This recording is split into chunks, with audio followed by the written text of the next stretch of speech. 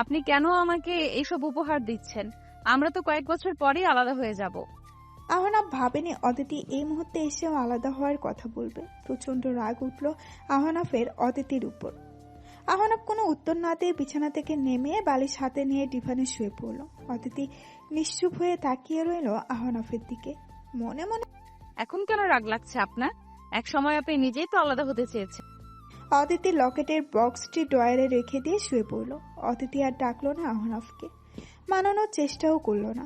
আহনাফ অনেক চেয়েছিল অদিতি তাকে ডাকুক, মানানোর চেষ্টা করুক। অদিতির এই বিমুখতা মন পোড়ালো আহনাফের। অদিতি এমন করছে কেন? আবার কি আগের মতো হওয়া যায় না? এই ম্যাচিউর অদিতিকে ভালো লাগছে না আহনাফের। মেয়েটা আগে যেমন ছিল তেমনই ভালো ছিল। দেখতে দেখতে আলভির চলে যাওয়ার সময় ঘনিয়ে এসেছে। আলভি এরই মধ্যে প্রিয়তার সাথে দেখা করিয়েছে অদিতির। প্রিয়তার ভাই প্রত্যয় আহনাফেরই অফিসে কাজ করে, কিন্তু বিষয়টি আলভি ব্যাগপত্র গুছিয়ে যাওয়ার জন্য প্রস্তুত হয়। আহনাফ মুড অফ করে ডিভানে বসে আছে। আলভি চলে যাচ্ছে মানে আবার অদিতি তার রুম ছেড়ে গেস্ট রুমে থাকতে চলে যাবে। অদিতিকে কিভাবে নিজের রুমে রাখা যায় সেটা নিয়েই আপাতত ভাবনায় মশগুল আহনাফ। এখনো অদিতির উপর অধিকার বোধ দেখানোর মতো কোনো সম্পর্ক তৈরি হয়নি তাদের দুজনের মধ্যে। একটা অদৃশ্য জড়তার দূরত্ব রয়েই গেছে। অদিতিও চেষ্টা করেনি সেই দূরত্ব ঘোচানোর। আলভি আহনাফকে জড়িয়ে ধরে বলে, ব্রো, আমি চলে যাচ্ছি বলে তুমি মুড অফ করে রেখেছো কেন? চিন্তা করো না, 8 মাস পর আমি এমনিতেই ফিরে আসবো আবার। আহনাফ ভ্রু কুঁচকিয়ে মনে মনে ভাবে, তোর জন্য কেন আমি মুড অফ করে বসে থাকবো গর্দ? আমি তো অদিতির কথা ভেবে মুড অফ করে বসে আছি। আহনাফ আলভিকে দূরে সরিয়ে গম্ভীর গলায় বলল, সরে দাঁড়া আলভি, ঢং করিস না তো। খুব বিরক্ত লাগে কিন্তু আমার এসব। আর আমার সামনে ফালতু পেঁচাল পারবি না। আলভি ভ্রু কুঁচকিয়ে বলল,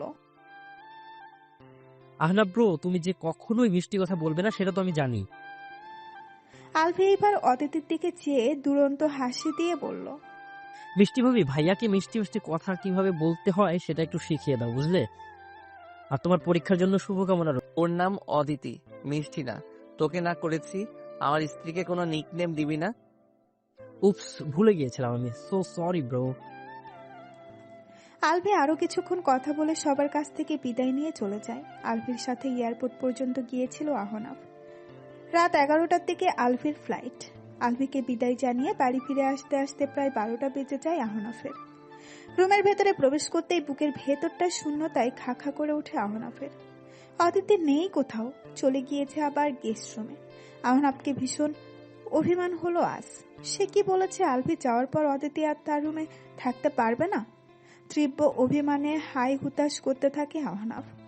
আহনাফ অভিমানে হাসফাস করতে, চলো গিয়েছো তো যাও, যা ইচ্ছা তাই করো। আমিও আর খোঁজ নিব না তোমার।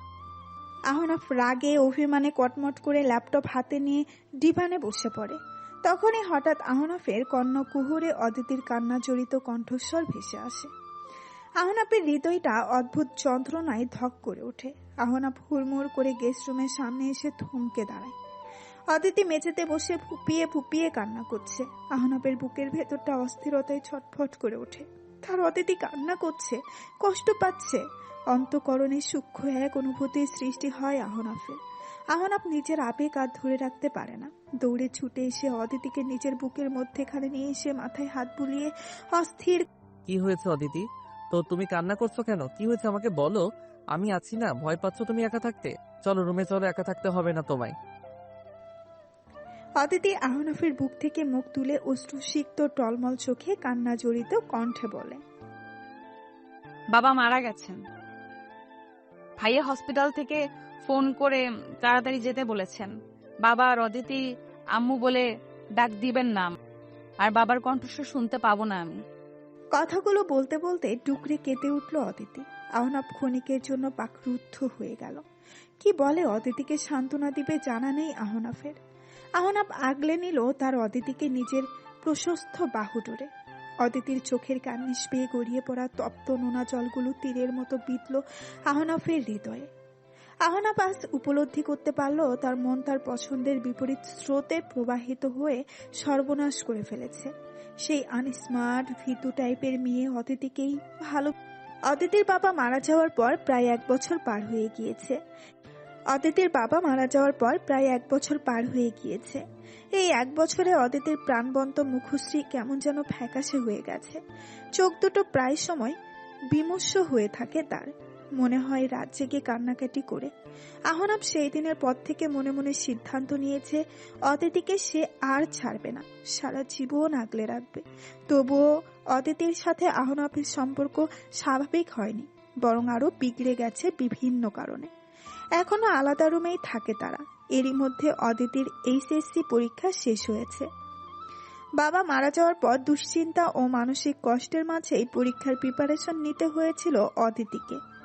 আহনাব অবশ্য যতটুকু সম্ভব অদিতির যত্ন করার সর্বোচ্চ চেষ্টা করেছে। অদিতি খুব ভালো করেই উচ্চ মাধ্যমিক পরীক্ষায়। অন্যদিকে আলভি তার প্রিয়তার বিয়ের ডেট ডিল হয়ে গিয়েছে আলভির ব্যস্ততার কারণে। অদিতি প্রায়ই প্রিয়তার সাথে দেখা করতে চায়। প্রিয়তার সাথে অদিতির এখন বন্ধুত্বপূর্ণ সম্পর্ক গড়ে উঠেছে।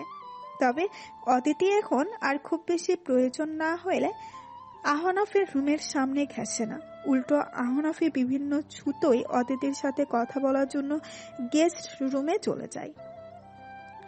অদিতির সাথে এক মনোমালিন্যের দ্বন্দ্ব চলছে তার। এর কারণটা অবশ্য আহনাব নিজেই। অদিতিকে ভালোবাসলেও সেই ভালোবাসাকে স্বীকার করার মন মানসিকতা এখনো হয়নি আহনাফের।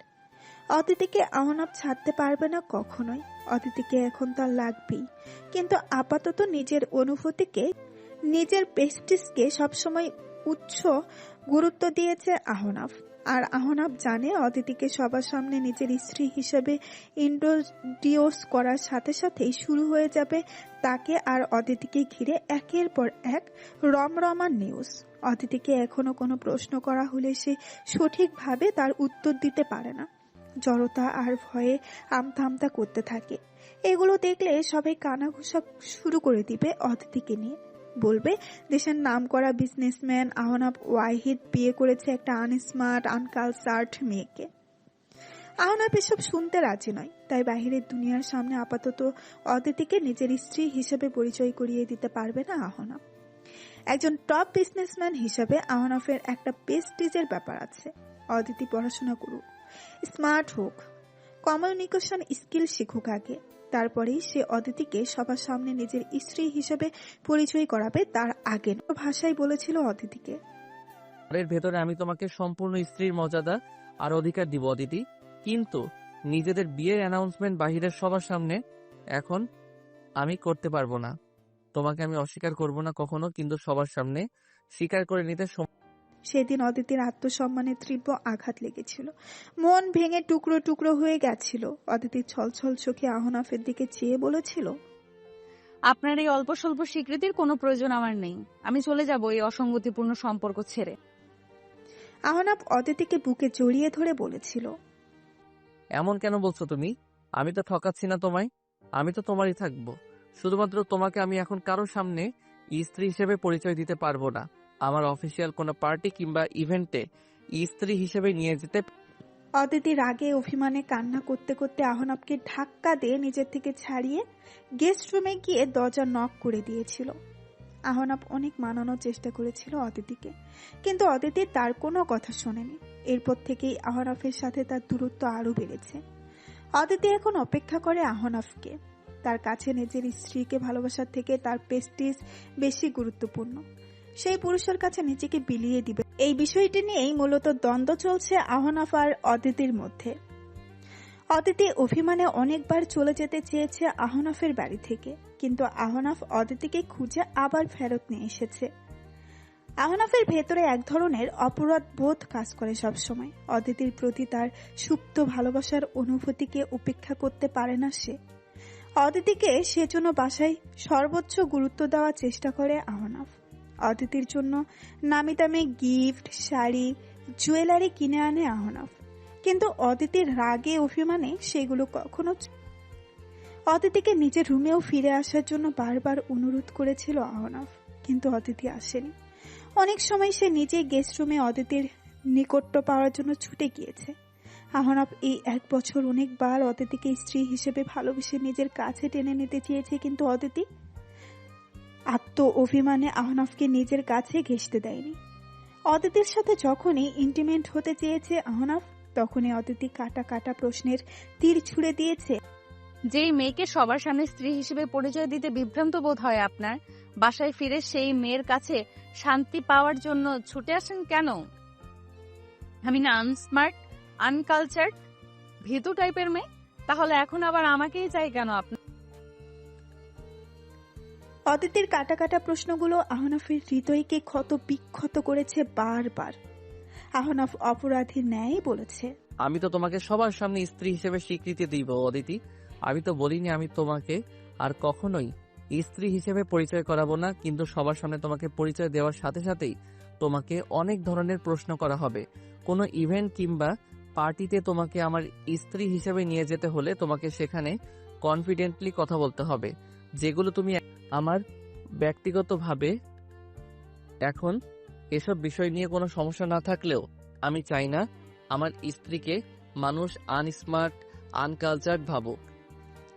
অদিতি তাচ্ছিল্যের স্বরে বলল, তাহলে যেদিন আমি স্মার্ট আর সাহসী হব, সেদিন আমার কমিউনিকেশন স্কিল ভালো হবে, সেদিনই আমার কাছে স্বামীর অধিকার দাবি করতে আসবেন, এর আগে নয়। আহনাফ অসহায় দৃষ্টিতে চেয়ে রইল অদিতির দিকে। বুকের ভেতরটা যন্ত্রণায় কেঁপে কেঁপে উঠল।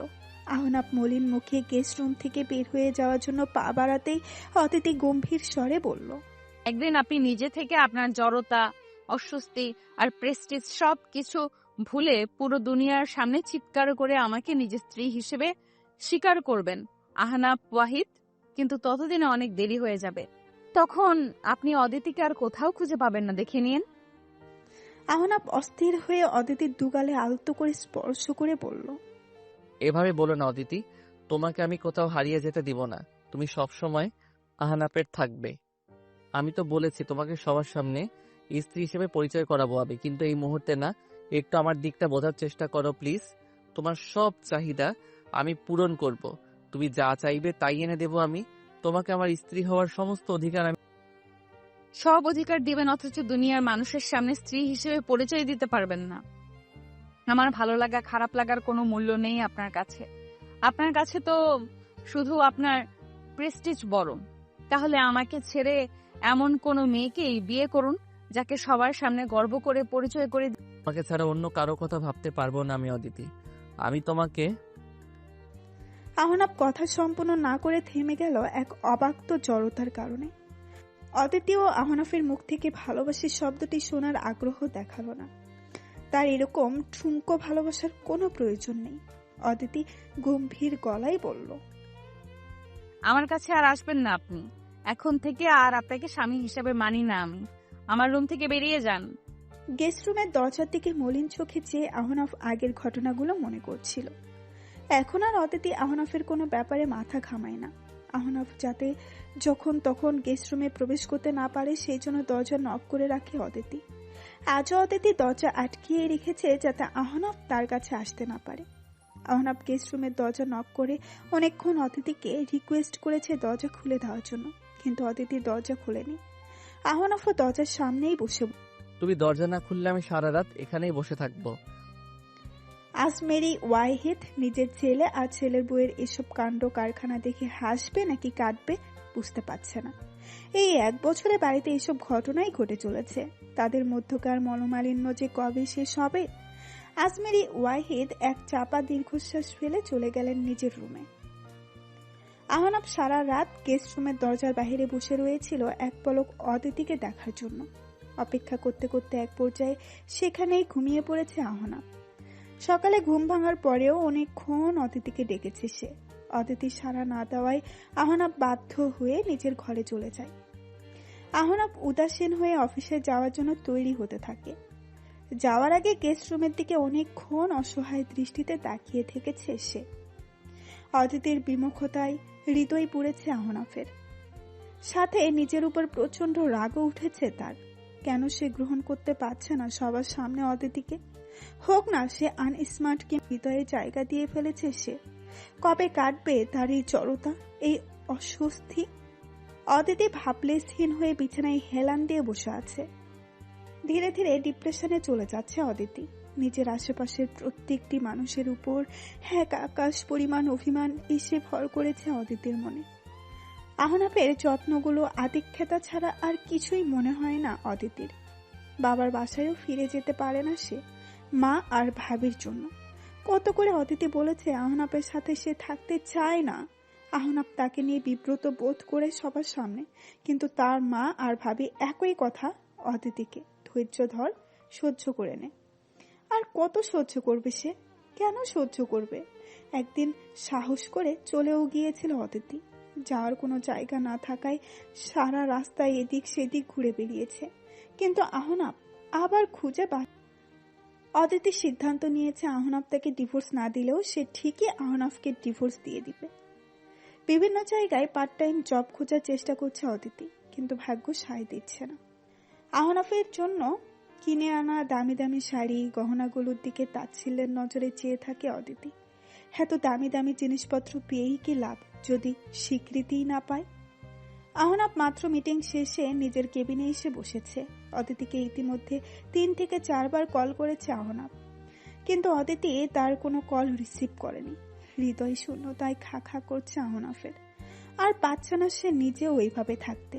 অদিতির ফ্যাকাশে মুখটা দেখলে আহনাফের দম বন্ধ হয়ে আসে। আহনাফ স্বগত আর পারবো না আমি তোমাকে এভাবে অবহেলা করতে।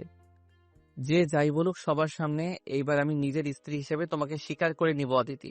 নিজের সমস্ত বন্ধু বান্ধব, আত্মীয় স্বজন আর কর্মক্ষেত্রে কারো কাছ থেকে আমি আর বিব্রত বোধ করে তোমাকে লুকিয়ে রাখবো না। তোমাকে সবার সামনে স্বীকৃতি দেব। আমি সবার সামনে চিৎকার করে বলবো তুমি আমার অদিতি, আহনাবের অদিতি, আহনাবের তখনই নাবিলা আহনাফের কেবিনে প্রবেশ করে। আহনাফের মলিন মুখশ্রীর দিকে চেয়ে মৃদু হেসে দেয় নাবিলা। এই 1 বছরে বিভিন্নভাবে আহনাফকে নিজের দিকে আকর্ষণ করার চেষ্টা করেছে নাবিলা, কিন্তু আহনাফ কখনোই ফিরে তাকায়নি তার দিকে। ধীরে ধীরে নাবিলার আহনাফের প্রতি মোহ কেটে গিয়েছে। প্রত্যয়ের সঙ্গে বন্ধুত্বের সম্পর্ক গাঢ় হয়েছে। প্রত্যয়ের কাছে থেকে নাবিলা জেনেছে আহনাফের বিয়ের কথা। প্রিয়তা অদিতির বান্ধবী হওয়ায় প্রিয়তার কাছে সকল বিষয়েই শেয়ার করে অদিতি। প্রিয়তার মাধ্যমেই প্রত্যয় জেনেছে আহনাফের বিয়ের ব্যাপারে, আর তার মাধ্যমে জেনেছে নাবিলা। তবে তারা অফিসের অনন্যা স্টাফদের কাছে বিষয়টা না রটানোর সিদ্ধান্ত নিয়েছে। প্রত্যয় আর নাবিলাও অধীর আগ্রহে অপেক্ষা করছে আহনাফ কি করে সেটা দেখার জন্য। নাবিলা নিজের কৌতূহল আর স্যার, বিয়ে যখন করেছেন অ্যানাউন্সমেন্টটা এইবার করে ফেলেন। নাবিলার কথা শুনে আহনাফ অবাক দৃষ্টিতে চেয়ে থাকে তার দিকে। নাবিলা মৃদু হেসে বলে, প্রত্যয়ের কাছ থেকে আমি সবকিছু জেনেছি। প্রত্যয়ের বোন নাকি আপনার স্ত্রী, মানে ম্যাডামের বান্ধবী। তবে আমরা কিন্তু আর কাউকে আপনার বিষয়ে কিছু বলিনি স্যার। আহনাফ এবার ইতস্ততা বোধ করে বলে, আপনার ম্যাডামের সাথে আমার মান অভিমান চলছে। আমার বেগম খুবই রেগে আছেন। নাবিলা ভ্রুজোড়া কুঞ্চিত করে বলে, রেগে থাকার মতো কাজ করে রাখবে না। আহনাফ ফোঁস করে একটা নিঃশ্বাস ফেলে বলল, মিস নাবিলা, আপনার কাছে আমার অনুরোধ, এখন অফিসে কিছু রটাবেন না। আমি চাই আমার মুখেই সবাই আমার স্ত্রীর ব্যাপারে জানুক। কালকে একটা প্রেস কনফারেন্স ডেকে আমি সবার সামনে আমার স্ত্রী অদিতিকে পরিচয় করিয়ে দিই। নাবিলা মুস্কি হেসে বলে, ওকে স্যার। আহনাফ মনে মনে ভাবে, আমার বেগম সাহেবা, আপনার অভিমান এবার ভাঙাবার পালা। আজকে বাসায় গিয়ে তোমার সব রাগ অভিমান দূর করবে তোমার স্বামী। কিন্তু আহনাফ কি আর জানে বাসায় তার জন্য কি এক ভয়ঙ্কর ঝড় অপেক্ষা করছে। আহনাফ আজ অদিতির জন্য লাল টুকটুকে শাড়ি, লাল রঙের কাচের চুড়ি আর লাল গোলাপ ফুলের তোড়া কিনেছে। আর যেভাবেই হোক অদিতির সাথে আহনাফ তার সম্পর্ক ঠিক করবেই। অদিতির অভিমান ভেঙে তাকে নিজের করে নিবে। গোলাপের তোড়া হাতে নিয়ে আহনাফ মৃদু হেসে বলে, আজ তোমাকে সম্পূর্ণ আমার করে নিব অদিতি। অনেক দূরে দূরে থেকেছ তুমি আমার কাছ থেকে, আর না। অদিতির জন্য কেনাকাটা করে আহনাফ খুশি মনে বাড়ি ফিরে আসে। বাড়ি ফিরতেই আহনাফ নিজের রুমে না গিয়ে সরাসরি চলে যায় গেস্ট রুমে। গেস্ট রুমের দরজার সামনে এসে আহনাফ উৎসাহিত কণ্ঠে বলে, প্লিজ দরজা খোলো বউ পাখি আমার। দেখো তোমার জন্য আমি কত কিছু এনেছি। আচ্ছা ঠিক আছে, তুমি ঠিক আর আমি ভুল। তোমাকে আর অবহেলা করব না আমি অদিতি। তোমাকে নিয়ে আর কারো সামনে বিব্রত বোধ করব না। তুমি যেমন আছো, যেভাবে আছো, ঠিক সেভাবেই থাকো অদিতি। আমার কোনো আপত্তি নেই। তোমার আর আমার সম্পর্ক আর গোপন রাখবো না আমি। পুরো দুনিয়া জানবে অদিতি। অদিতির কোনো সাড়া না পেয়ে আহনাফ এবার গেস্ট রুমের দরজার দিকে হাত বাড়ায়। দরজা খোলাই ছিল। আহনাফ সাথে সাথে রুমে প্রবেশ করে, কিন্তু রুমের কোথাও অদিতিকে খুঁজে পায় না আহনাফ। আহনাফ হাতে থাকা উপহারগুলো বিছানায় রেখে অদিতিকে ডাকতে থাকে। অদিতি, তুমি কি ওয়াশরুমে? কথা বলছো না কেন? আহনাফ ওয়াশরুমের দিকে এগিয়ে যায়। অদিতি নেই সেখানে। আহনাফ এবার চিন্তিত মুখে গেস্ট রুম থেকে যেই না বেরোতে যাবে, অমনি তার নজর পড়ে ড্রেসিং টেবিলের উপরে রাখা একটা ছোট্ট চিরকুটের দিকে। আহনাফ সাথে সাথেই চিরকুটটি হাতে নিয়ে পড়া শুরু করে। আহনাফ সাহেব, এই চিরকুটটি যদি আপনার হাতে পৌঁছায়, ধরে নিয়েন আপনার অদিতি আর নেই। আমি চলে যাচ্ছি সবাইকে ছেড়ে। অদিতিকে নিয়ে আর আপনার বিভ্রান্ত বোধ করতে হবে না কারোর সামনে। আপনারা সবাই অদিতিকে বোঝা মনে করেছেন। প্রথমে আমার পরিবার বোঝা ভেবে আমাকে আপনার সাথে বিয়ে দিয়ে দিল। বিয়ের পর অদিতি হলো স্বামীর অস্বস্তির কারণ। আমি কত করে মাকে আর ভাবিকে বললাম আমাকে ফিরিয়ে নিয়ে যেতে।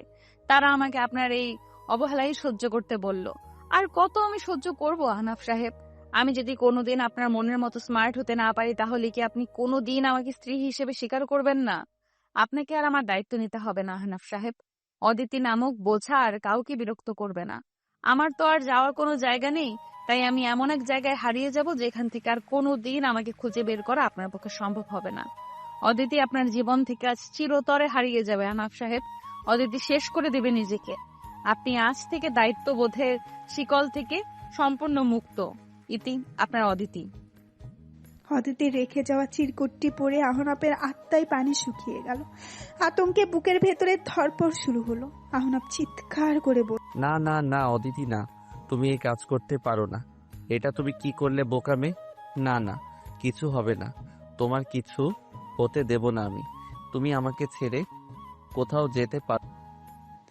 আহনাফ গেস্ট রুম থেকে বেরিয়ে দৌড়ে নিজের মায়ের রুমে চলে যায়। মা, আমার অদিতি কোথায়? কোথায় গিয়েছে ও? কি সব আবল তাবল কথা লিখেছে দেখো। কোথায় সে? আসমেরি ওয়াহিদ শান্ত কণ্ঠে শোনালেন। আহনাফ, এত অস্থির হচ্ছিস কেন? কি হয়েছে? অদিতি তো বিকেলে কোথায় যেন বেরিয়ে গেল। আহনাফ অস্থিরতায় চিৎকার করে বলল, বেরিয়ে গেছে মানে? কোথায় বেরিয়েছে? তুমি কিভাবে ওকে একা যেতে দিলে? আমাকে বলনি কেন? আহনাফ অশান্ত হয়ে সজোরে নিজের চুল খামছে ধরে অস্থির কণ্ঠে বলল, এখন কোথায় খুঁজবো ওকে আমি? ফোনটাও তো গেস্ট রুমে ফেলে রেখে গিয়েছে। আহনাফ বাবা, তুই একটু শান্ত হ। কি হয়েছে অদিতি? আমি তো কিছুই বুঝতে পারছি না।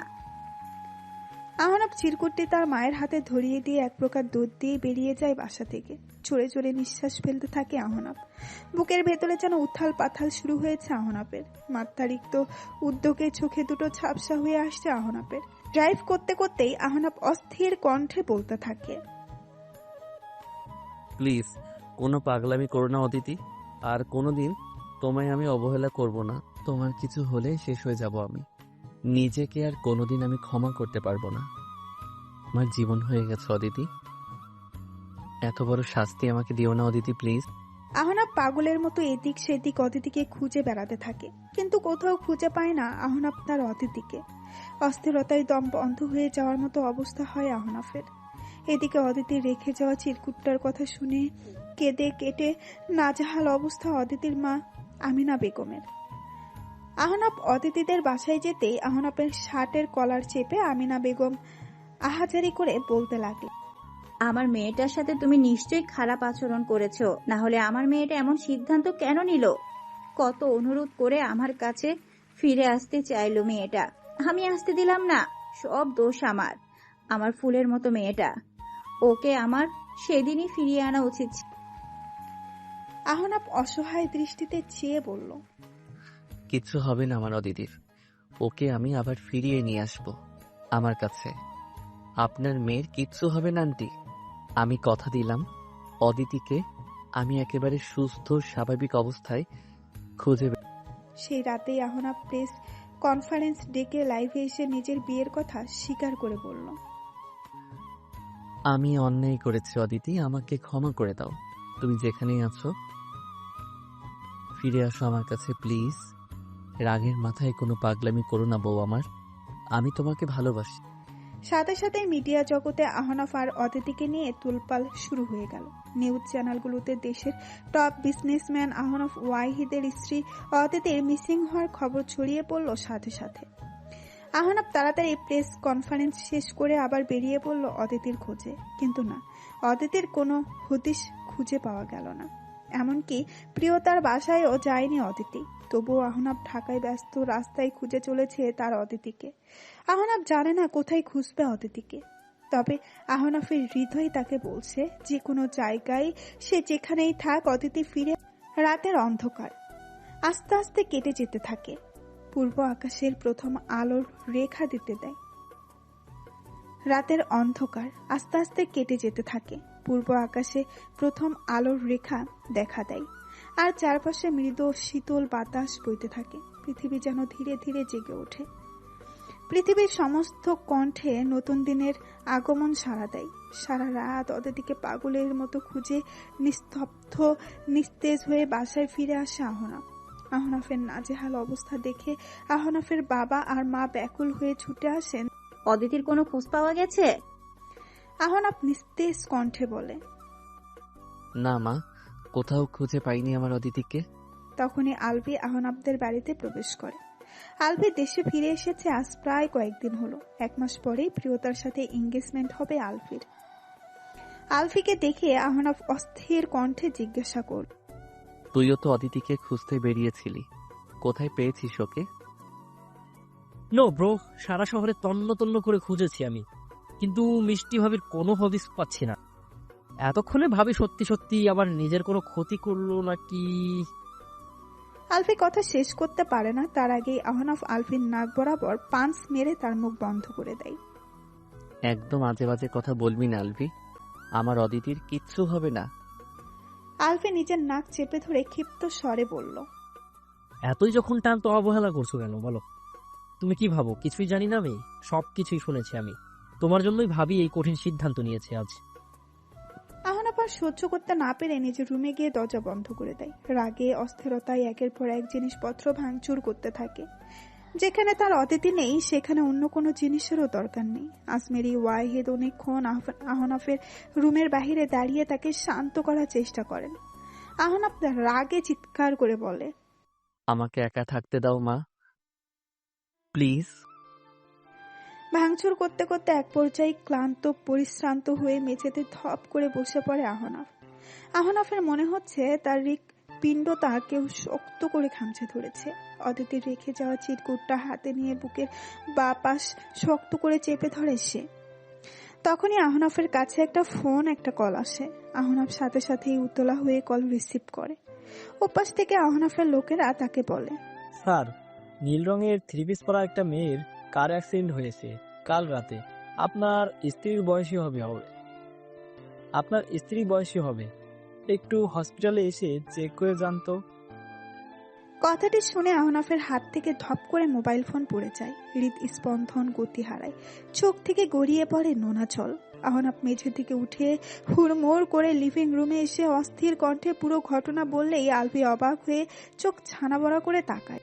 এটা হতেই পারে না ব্রো, ওটা অন্য কোনো মেয়ে হবে হয়তো। আই এম শিওর, দাঁড়াও আমি আসছি তোমার সাথে। আলভি আজমেরি ওয়াহিদকে শান্ত থাকার ইশারা করে আহনাফের সাথে বেরিয়ে যায়। সারা রাস্তা আহনাফ অস্থিরতায় হুতাশ করতে থাকে। তবে হাসপাতালে পৌঁছানোর পর আহনাফের খানিকটা স্বস্তি হয়। তারপর বলল, মেয়েটা অদিতি না, অদিতির বয়সী অন্য কেউ। দুঃখিত স্যার, আমরা চিনতে পারিনি। আলভি রেগে বলে, আশ্চর্য, চিনতে পারবেন না কেন? ছবি ভালো মতো দেখোনি তুমি? কিন্তু এই ঘটনার পর আহনাফের আতঙ্ক আরো বেড়ে যায়।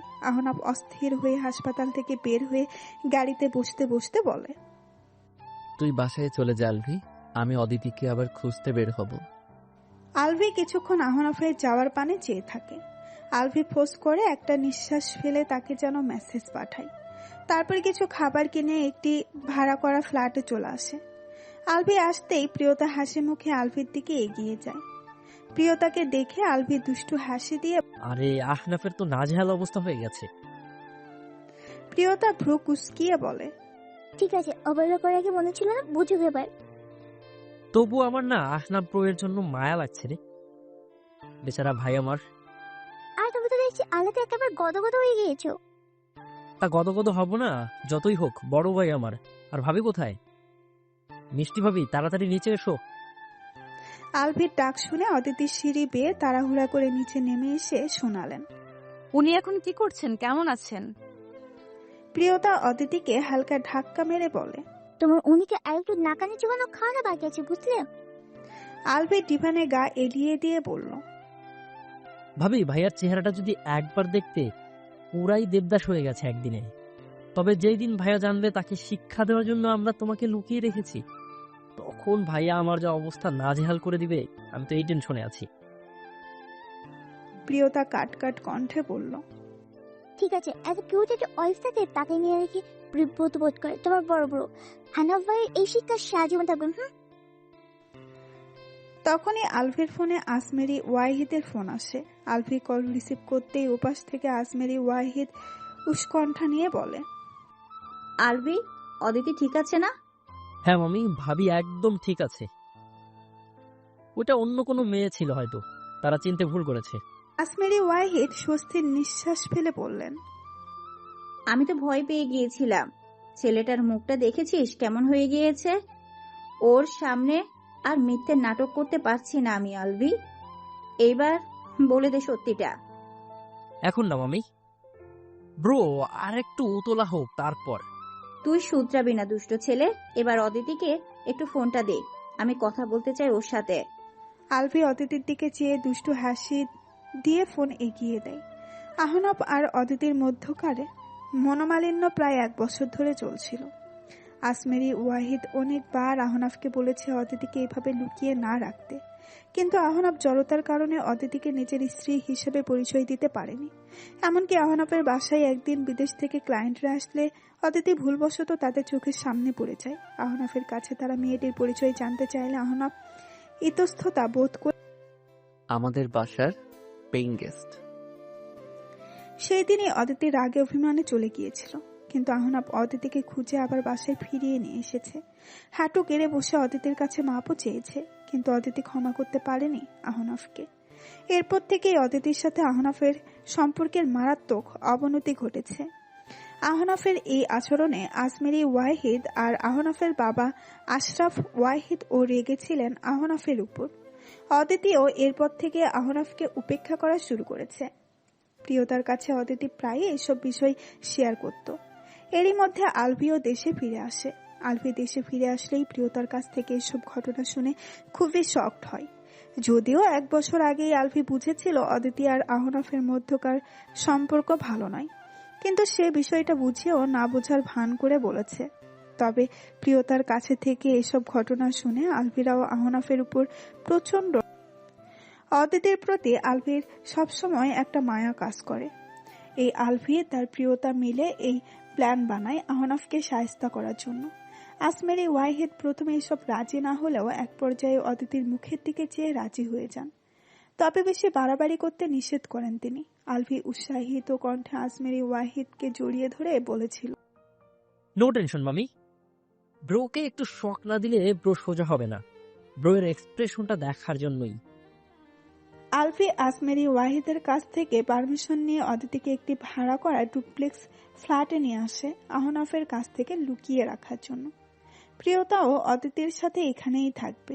আর সেই ড্রামাটিক চিরকুটটিও আলভি লিখেছে প্রিয়তাকে দিয়ে, যাতে আহনাফের অবস্থা আরো নাজেহাল হয়।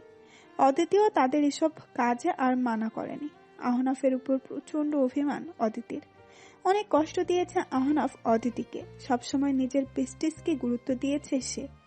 অদিতি নিজের শাশুড়ির সাথে কথা শেষ করে তার মোবাইল থেকে কাল প্রেস কনফারেন্সে আহনাফের করা স্বীকারোক্তির ভিডিওগুলো দেখতে থাকে। অভিমানে চোখ দুটো ছলছল করে ওঠে তার। এখন কেন উনি অদিতি অদিতি করছেন? এতদিন না এই অদিতিকেই পরিচয় দিতে ওনার অস্বস্তি হয়েছিল? অদিতি সহজে ধরা দিবে না আহনাফের কাছে। আহনাফেরও হৃদয় পুরুষ, সেও ক্ষত বিক্ষত হোক। অদিতি ফোন বন্ধ করে প্রিয়তার হাতে ধরিয়ে দেয়। তুমি যে আমার সাথে থাকবে তোমার বাসায় কৈফিয়ত দিতে হবে না। আর চিল অদিতি, বাসায় আমি ম্যানেজ করে নিয়েছি। এমনিতেও প্রত্যয় ভাইয়া জানলে সাথে সাথেই আহনাব ভাইয়ের কাছে খবর পৌঁছে যেত। আহনাব ভাইয়া তো আমাদের বাসায় গিয়েও তোমার খোঁজ করেছে, জানো সেটা? আহনাফের কথা শুনে অদিতি নিশ্চুপ হয়ে যায়। অদিতি আর কোনো কথা না বাড়িয়ে চুপচাপ ঘর গুছাতে থাকে। এদিকে পুরো শহরের আনাচে কানাচে অদিতিকে খুঁজে বেড়াচ্ছে আহনাফ, কিন্তু আজও একরাশ হতাশা ছাড়া আহনাফ কিছুই খুঁজে পায় না। আহনাফ ক্লান্ত পরিশ্রান্ত হয়ে আবার বাসায় ফিরে আসে। আসমেরি ওয়াহিদের এইবার প্রচন্ড খারাপ লাগে আহনাফের জন্য। কিছু বলতে গিয়েও আলভির ইশারায় থেমে যায় তিনি। আহনাফ আর নিজের রুমে যায় না, সরাসরি গেস্ট রুমে গিয়ে দরজা আটকিয়ে দেয়। দম বন্ধ হয়ে এক ভয়ঙ্কর যন্ত্রণা হচ্ছে আহনাফের হৃদয়ে। সবসময় পরিপাটি থাকা আহনাফের চুলগুলো উস্কো খুস্কো হয়ে গিয়েছে। চোখে মুখে দুশ্চিন্তা আর আতঙ্কের ছাপ স্পষ্ট ফুটে উঠেছে। আহনাফ আলমারি থেকে অদিতের রেখে যাওয়া শাড়িগুলো বের করে নিজের বুকের মধ্যে জড়িয়ে ধরে মেঝেতে বসে পড়ে। বুকের ভেতরে শূন্যতায় গভীর চাপ সৃষ্টি হয়। অদিতিকে হারানোর ভয়ে হৃদয় টুকরো টুকরো হয়ে যাচ্ছে আহনাফের। নিজের অনুভূতিকে চিৎকার করে কাঁদতে শুরু করে আহনাফ। কোথায় চলে গেলে তুমি অদিতি? এখন আমি কিভাবে বাঁচবো? আমি তো বলেছিলাম তোমাকে আমি স্বীকার করব সবার সামনে। এটা তুমি কি করলে জান? আমার এত অভিমান ছিল তোমার আমার উপর। একবার শুধু বলতে তুমি আমাকে, তুমি আর সহ্য করতে পারছো না। শুধু একবার বলতে, আমি তোমার সব কথা মেনে নিতাম। ফিরে আসো আমার কাছে অদিতি, তোমাকে আর কোনো দিন কষ্ট দিব না আমি। প্লিজ ফিরে আসো তোমার স্বামীর কাছে। ভালোবাসি অদিতি, ভীষণ। প্রায় এক সপ্তাহ ধরে অদিতিকে পাগলের মতো খুঁজেছে আহনাফ, কিন্তু অদিতির কোনো সন্ধান পায়নি সে। এই কয়েকদিন অফিসেও যায়নি আহনাফ। পুরো নিস্তব্ধ হয়ে গিয়েছে আহনাফ। অদিতি তার জীবনে আর নেই, এ কথা ভাবতেই গা শিউরে উঠছে তার। প্রায় মদ খেয়ে টালমাটাল হয়ে বাড়ি ফিরে আহনাফ। গেস্ট রুমে এসে ঘন্টার পর ঘন্টা অদিতির শাড়ি হাতে নিয়ে বসে থাকে। ছেলের এই অবস্থা দেখে আসমেরি ওয়াহিদ আর সত্য চাপা রাখতে পারছে না। তবুও অদিতি আর আলভিকে দেওয়া কথা তো তার রাখতে হবে, তাই অনেক কষ্টে নিজেকে সামলিয়ে নিশ্চুপ থাকতে হচ্ছে তাকে। এদিকে অদিতিও যে খুব ভালো আছে তা নয়। প্রায় প্রতিদিনই নিজের শাশুড়ির কাছ থেকে আহনাফের বেহাল দশার খবর শুনে বুকে তীব্র যন্ত্রণা হয় তার, কিন্তু পরক্ষণেই আহনাফের করা অবহেলার কথা মনে করে নিজেকে আহনাফ আর অদিতি দুজনেরই বিরহের অননে পুড়ে ছারখার হয়ে যাচ্ছে। আলভি অবশ্য বেশ মজাই নিচ্ছে এই এক সপ্তাহ ধরে। এটা সেটা বিভিন্ন কথা বলে আহনাফের ভয় আর আতঙ্ক আরো বাড়িয়ে তুলছে। অদিতির ভাই ইমতিয়াজও অদিতিকে খুঁজে অনেক দিন ধরে। অদিতির মা আমিনা বেগম অদিতির শোকে বিছানায় পড়ে গিয়েছে। যারা যারা এই সময় অবহেলা করেছে অদিতিকে, আজ তাদের সবারই এক প্রকার নাজেহাল অবস্থা। আহনাফ প্রতিদিনের মতো আজও গাড়ি নিয়ে বেরিয়েছে অদিতিকে খুঁজতে। বিভিন্ন দোকান, রেস্টুরেন্ট অদিতির ছবি দেখিয়ে অস্থির কণ্ঠে বলেছে, এই মেয়েটা যদি দেখে থাকেন তাহলে সাথে সাথে তার নাম্বারে যোগাযোগ করতে। এরই মধ্যে পুলিশ স্টেশনেও অদিতির মিসিং রিপোর্ট করেছে আহনাফ। অদিতিকে খুঁজে বের করার যত ধরনের চেষ্টা করা দরকার সব করেছে আহনাফ। অদিতি একদম ঠিক আছে, সুস্থ আছে, তার খুব কাছেই আছে। অদিতি আজ বোরখা পরে মুখ ঢেকে বের হয়েছে কিছু কেনাকাটা করার জন্য। অদিতিকে সবাই খুঁজছে এটা সে জানে, তাই কোথাও বেরোনোর সময় মুখ ঢেকে বের হয় অদিতি। অদিতিকে কসমেটিক শপে এসে কেনাকাটা করতে থাকে, তখনই সেখানে উপস্থিত হয় আহনাফ। আহনাফ দোকানদারকে অদিতির ছবি দেখিয়ে জিজ্ঞেস করে, এই মেয়েটিকে আপনি কোথাও দেখেছেন? প্রতিদিন কত কাস্টমারই তো আসে বাবা, সবার চেহারা কি মনে থাকে? আহনাফ হতাশ হয়ে দীর্ঘশ্বাস ফেলে। আহনাফের উপস্থিতি টের পেয়ে অদিতির হাত পা অবশ হয়ে যায়। বুকের ভেতরটা অস্থিরতায় কেঁপে ওঠে। আহনাফ মলিন স্বরে বলে, এই মেয়েটিকে কি আপনি কোথাও দেখেছেন মামা? এই মেয়েটা হচ্ছে আমার স্ত্রী। রাগ করে আমার কাছ থেকে চলে গিয়েছে। এক সপ্তাহ ধরে পাগলের মতো খুঁজে বেড়াচ্ছি তাকে আমি। সে কি, কেন চলে গিয়েছে? আমারই দোষে হারিয়েছি ওকে আমি। তবে একবার ওকে ফিরে পেলে আর কখনোই আমি ওকে অবহেলা করব না। এই জন্যই থাকতে মূল্য দিতে হয় বাবা। আচ্ছা, আমি যদি মেয়েটার দেখা পাই তাহলে তোমাকে জানাবো। দোকানদার এবার অদিতির দিকে চেয়ে বললেন। মামুনি, কি লাগবে তোমার বলো। অদিতি কিছু না বলে চুপ করে থাকে। আহনাব তার কণ্ঠস্বর শুনলেই চিনে ফেলবে নিশ্চিত। আহনাব অন্যান্য দোকানগুলোতেও অদিতির ছবি দেখিয়ে খোঁজ করতে থাকে। অদিতি আহনাফের কাণ্ড দেখে হতভম্ব হয়ে দাঁড়িয়ে আছে। তখনই প্রিয়তা এসে অদিতির হাত ধরে তাকে টেনে সেখান থেকে নিয়ে যায়। আরে অদিতি, তুমি কি পাগল নাকি? ভাই যদি তোমাকে চিনে ফেলতো তখন কি হতো? ওনার এমন অবস্থা হয়েছে কেন? কে বলবে উনি দেশের টপ বিজনেসম্যান আহনাফ ওয়াহিদ? চোখ মুখের এমন 12টা বাজিয়ে ফেলেছে। অদিতির কথা শুনে ড্রাইভিং সিটে বসে থাকা আলফি হো হো করে হেসে ওঠে। এক সপ্তাহ ধরে আহনাব ব্রো বউ ছাড়া, তার এই অবস্থাটা তো হবেই, এটা স্বাভাবিক। আপনার খেয়াল রাখা উচিত ছিল ওনার। উনি তো মনে হয় খাওয়া দাওয়া ঠিক মতো আরে করছেন না। ভাবি, এত টেনশন করো না, কিছুই হবে না। আলভি অদিতিকে ফ্ল্যাটে পৌঁছে দিয়ে প্রিয়তাকে নিয়ে তার এঙ্গেজমেন্টের শপিং করতে চলে যায়। অদিতি একলা বসে বসে আহনাফের বলা কথাগুলো স্মরণ করতে থাকে। বড্ড বেশি মায়া হচ্ছে অদিতির আহনাফের জন্য, কিন্তু অভিমানের কারণে অদিতি ফিরে যেতে পারছে না। অদিতি আহনাফের ছবি হাতে নিয়ে অভিমানে কণ্ঠে, নিজের ভালোবাসা প্রমাণ করুন, তারপরেই আমাকে খুঁজে পাবেন। আকাশে মেঘ, শহরের আলোগুলো হালকা হয়ে আসছে। রাতে নীরবতা ভেঙে যাচ্ছে শহরের সুর, যদিও আহনাফের মন যেন কোনো সুর খুঁজে পাচ্ছে না। আজও ব্যর্থ হয়েছে আহনাফ, খুঁজে পায়নি তার অতিথিকে। মেঘাচ্ছন্ন আকাশের পানে চেয়ে নিকোটিনের ধোঁয়া উড়াচ্ছে আহনাফ। বুকের মধ্যে এক অদ্ভুত শূন্যতা বিরাজ করছে আহনাফে। দুশ্চিন্তা, আতঙ্ক আর অস্থিরতায় ছটফট করছে আহনাফের হৃদয়ে। ক্লান্তি তার প্রতিটি শরীরের অঙ্গ প্রত্যঙ্গে। কোথায় হারিয়ে গেলে তুমি অদিতি?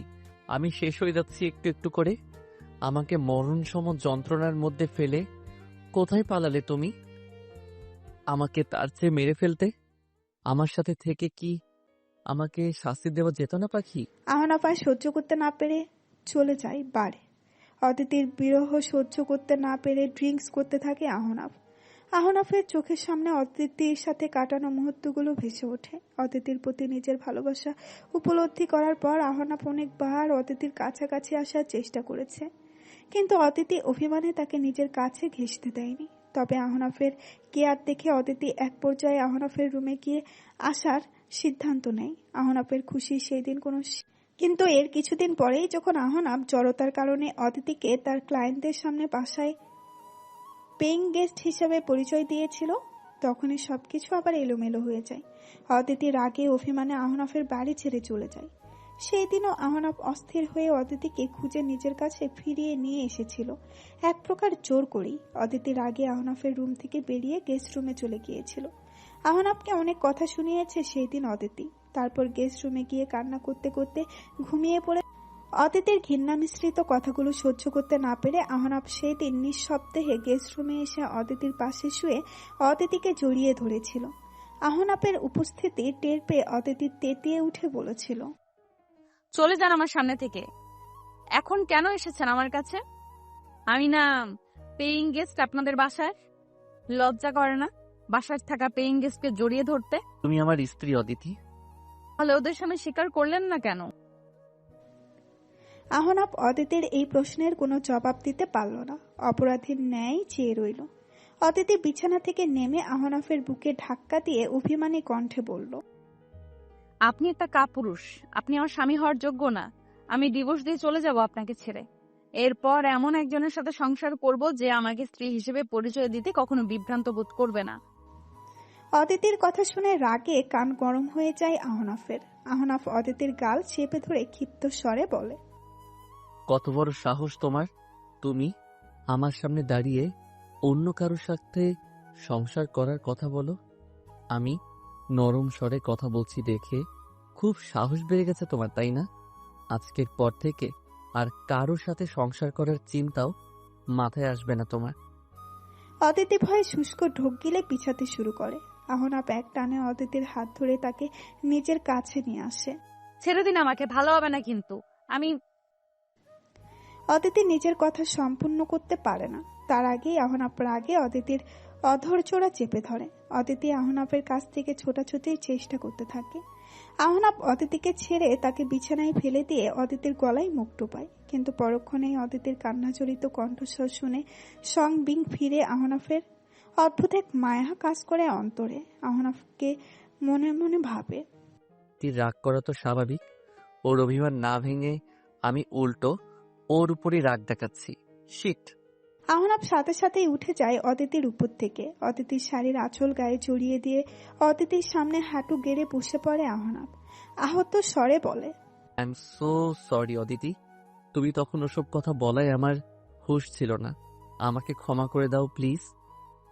অদিতি ঘৃণায় মুখ ফিরিয়ে নেয় আহনাফের কাছ থেকে। চিৎকার করে বলে, আমি ঘৃণা করি আপনাকে, আপনি চলে যান আমার চোখের সামনে থেকে। আহনাফ ড্রিঙ্কস করছে আর অদিতির বলা এইসব কথাগুলো স্মরণ করছে। গলা কাটা মুরগির মতো ছটফট করছে হৃদয়টা। নিজের উপর আহনাফের ভীষণ খুব জন্ম নিয়েছে। কি এমন ক্ষতি হয়ে যেত অদিতিকে সেই সময় স্ত্রী হিসাবে স্বীকার করে নিলে? অদিতি তো শুধু তার স্বামীর কাছ থেকে স্ত্রী হওয়ার সম্মানটুকু চেয়েছিল। অদিতি যদি সত্যি সত্যি নিজের কোনো ক্ষতি করে ফেলে এখন? একথা চিন্তা করতে হৃদয়ের রক্ত খনন শুরু হয় আহনাফের। নিঃশ্বাস ক্রমশ ভারী হয়ে উঠতে থাকে। হাতে থাকা ওয়াইনের গ্লাস ভেঙে গুড়িয়ে ফেলে আহনাফ।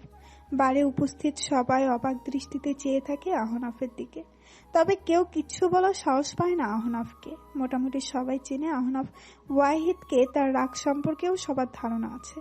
তাই অহেতুক ঝামেলা এড়িয়ে যাওয়ার জন্য চুপ থাকাকেই শ্রেয় মনে করে সবাই।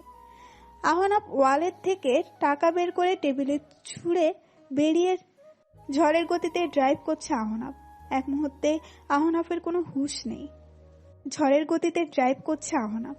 এই মুহূর্তে আহনাফের কোনো হুঁশ নেই। মাত্রাতিরিক্ত ড্রিঙ্কস করার কারণে আশেপাশের সবকিছু ঝাপসা লাগছে আহনাফের কাছে। সমস্ত মস্তিষ্ক জুড়ে অদিতির চিন্তা ঘুরপাক খাচ্ছে। অপরাধ বোধে শেষ হয়ে যাচ্ছে সে। বাসায় গিয়ে আবার অদিতির বিরহে পুড়তে হবে তাকে। আপাতত জীবনের কোনো মানেই খুঁজে পাচ্ছে না আহনাফ। বারবার অদিতির রেখে যাওয়া চিরকুটের কথা মনে পড়ছে তার। অদিতির কোনো ক্ষতি হলে আহনাফও শেষ করে দিবে নিজেকে। প্রায় অনেক রাত হয়ে গিয়েছে। আহনাফ এখনো বাড়ি ফিরছে না দেখে আসমেরি ওয়াহিদ দুশ্চিন্তায় ব্যাকুল হয়ে আছেন। আলভি ডিভানে বসে দায়। জাস্ট চিল মামি, প্রায় প্রতিদিনই তো তোমার ছেলে লেট করে বাড়ি ফিরে। নিজের প্রিয় তোমার স্ত্রীকে পাগলের মতো একটু খুঁজে বেড়াচ্ছে হয়তো। আসমেরি ওয়াহিদ উৎকণ্ঠিত স্বরে বললেন, অনেক বেশি হয়ে গেছে আলভি। ছেলেটা আজ বাসায় ফিরে এলে ওকে আমি সবকিছু বলে দিব। এভাবে আর চলতে দেওয়া যায় না। আলভি চিপসের প্যাকেট হাতে নিয়ে চিপস খেতে খেতে বলে, আচ্ছা ঠিক আছে, বলে দিও। এমনিতেও যেটা আমরা চেয়েছি সেটা তো হয়েই গিয়েছে। আহনাফ ব্রো প্রেস কনফারেন্স ডেকে অদিতি ভাবিকে স্বীকার করেও নিয়েছে। এখন বলে দিও, কোনো অসুবিধা নেই। কিন্তু সব জানার পর আমাকে আস্ত রাখবে তো? আসমেরি ওয়াহিদ দুষ্টুমি করে বললেন। তোর তো খবর আছে আলভি। আলভি আতঙ্কিত হবার ভান ধরে আসমেরি ওয়াহিদ আলভির কানে মলম দিয়ে বলে, অনেক হয়েছে দুষ্টুমি, এবার একটু খোঁজ নিয়ে দেখ তো ছেলেটা কই বসে আছে। আলভি উঠে ডিভানে পড়ে থাকা জ্যাকেট গায়ে দিয়ে বলে, তোমার গুণধর ছেলেকে এক্ষুনি খুঁজে নিয়ে আসছি আমি। নো টেনশন, ডু ফুর্তি। তখনই আলভির নাম্বারে একটি আননোন নাম্বার থেকে কল আসে। আলভি একটু অবাক হয়ে কল রিসিভ করে। হ্যালো, কে বলছেন? আপনি আহনাফ সাহেবের কি হন? আমি ওনার মামাতো ভাই। কেন, কি হয়েছে? Is everything okay? আপনার ভাইয়ের কার অ্যাক্সিডেন্ট হয়েছে। ড্রিঙ্ক করে ড্রাইভ করেছিলেন উনি। ওনাকে হসপিটালে অ্যাডমিট করা হয়েছে। তাড়াতাড়ি আসুন। আলভি আতঙ্কিত হয়ে ফোন রেখে আসমেরি ওয়াহিদের দিকে চেয়ে অস্থির কণ্ঠে বলে, মামি, আহনাফ ব্রোয়ের অ্যাক্সিডেন্ট হয়েছে, তাড়াতাড়ি চলো। প্রায় 2 ঘন্টা পর জ্ঞান ফিরে আহনাফের। আহনাফের মাথায় ব্যান্ডেজ করা হয়েছে। বাম হাতের হাড় ভেঙে গেছে। মাত্রাতিরিক্ত ড্রিঙ্কস করার কারণে মাথাটা এখনো ভার ভার লাগছে আহনাফের। আহনাফের জ্ঞান ফেরার কথা শোনার সাথে সাথে আহনাফের বাবা মা অস্থির হয়ে ছুটে আসেন আহনাফের কাছে। আসমেরি ওয়াহিদ ছেলেকে জড়িয়ে ধরে কান্না জুড়ে দেয়। আহনাফ আমি এখন ঠিক আছি মা, দুশ্চিন্তা করো না। আলভি হসপিটালের দরজার সামনে অপরাধীর ন্যায় দাঁড়িয়ে আছে। আহনাফ উঠে বসার চেষ্টা করে বলতে থাকে। আলভি অদিতির কোনো খোঁজ পেলি? আলভির সাথে সাথে এগিয়ে এসে আহনাফকে বেডে হেলান দিয়ে বসতে সাহায্য করে।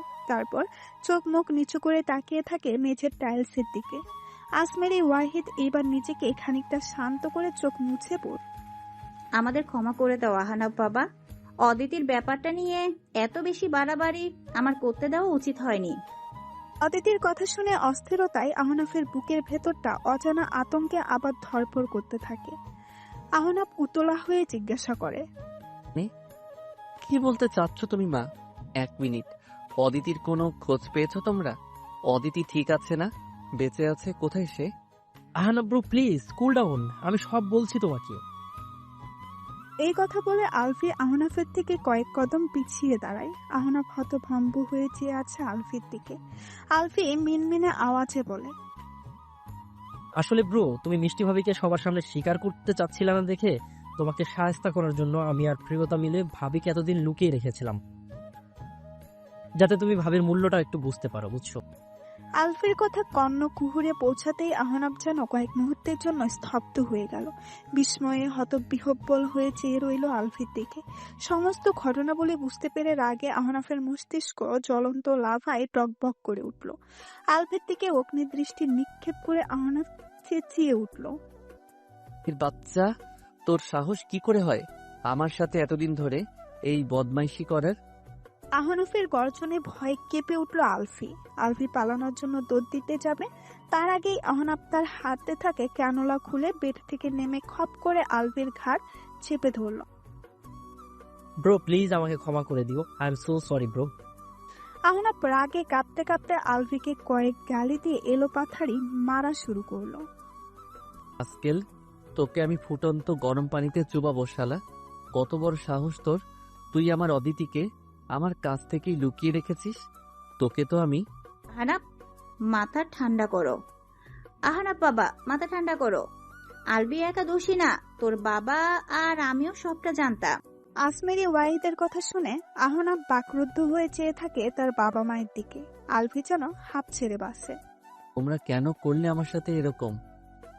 দুশ্চিন্তায় আমার কতটা খারাপ অবস্থা হয়ে গিয়েছিল সেটা জেনেও তোমরা এতদিন চুপ করেছিলে। আহনাফের বাবা আশরাফ ওয়াহিদ গম্ভীর স্বরে বললেন, এই কাজ না করলে তুমি নিজের অন্যায় কখনো উপলব্ধি করতে পারবে না। আহনাফ রাগে চিৎকার করে বলে, আমি সেই দিন অফিস থেকে ফেরার সময় সিদ্ধান্ত নিয়েছিলাম অদিতিকে আমি সবার সামনে স্বীকার করে নিব, কিন্তু তোমরা সবকিছু এলোমেলো করে দিলে। আহনাফ এবার এক হাত দিয়ে আলফির কলার চেপে ধরে ক্ষিপ্ত স্বরে বলে, আমার বউকে আমার কাছ থেকে দূরে সরিয়ে রাখার স্পর্ধা করার সাহস কি করে হয় তোর? কত বড় কলিজা তোর! কোথায় আমার অদিতি? কোথায় রেখেছিস ওকে? আসমেরি ওয়াহিদ উৎকণ্ঠিত স্বরে বললেন, তোর দুশ্চিন্তা, আমরা অদিতিকে তোর অ্যাক্সিডেন্টের ব্যাপারে জানানোর কথা ভুলে গেছি।